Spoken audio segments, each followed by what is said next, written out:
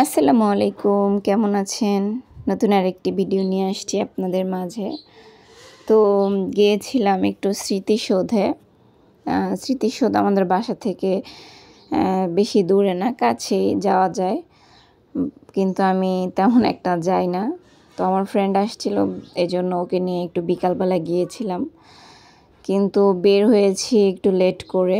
এখন time change করেছে, 5টার আগেই মানে চলে আসতে হয়। আগে তো মাগরিবের পর পর্যন্ত থাকা যাইতো, এখন আগেই। তো আমরা তো জানতাম না, যেহেতু অনেক দিন যাওয়া হয় না। তো গিয়েই দেখি এখানে কিউট একটা বিড়াল, একদম মনে হয় কারো পালিত বিড়াল এরকমই মনে হচ্ছে। খুবই সুন্দর বিড়ালটা, মনে হচ্ছিল কারো পালা বিড়াল হারিয়ে গিয়েছে।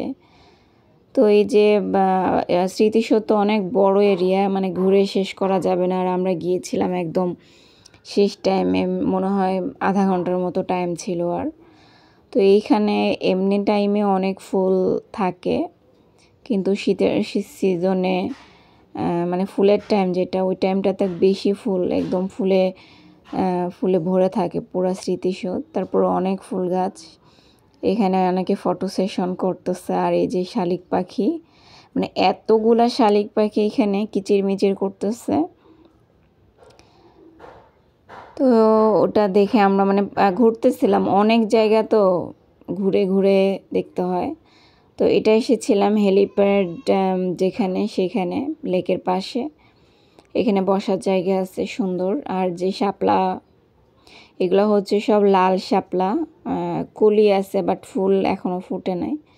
সুন্দর, এটা বসার জায়গা, মানে ফ্রেশ এনভায়রনমেন্ট যেটাকে বলে, একদম ঘোরার জন্য। তো স্মৃতিসৌধে ঢুকতে কিন্তু কোনো টাকা লাগে না, এমনিই ঢোকা যায়।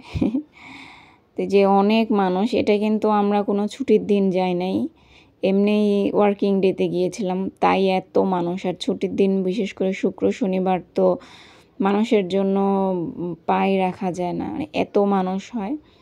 তো এই যে আমি, তাবাসসুম, আমার ফ্রেন্ড গিয়েছিলাম, তো চলে আসতেছে, এখন প্রায় 5টা বেজে গিয়েছে।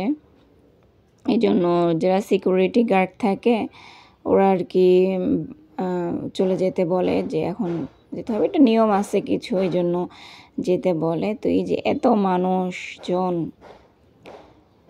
আর এপাশ থেকে দেখা যাচ্ছে ওই যে সাভার ডিএইচএস। তো কে কে আসছেন স্মৃতিসৌধে, আমার সদস্যরা একটু জানাবেন আপনারা। আমাদের আসা হয় না তেমন একটা, বলে না মক্কার মানুষ হজ পায় না, এরকম একটা কথা। জাস্ট মজা করলাম, একদম বাসার কাছে, তাও হয়তো বা বছরেও আসা হয় না।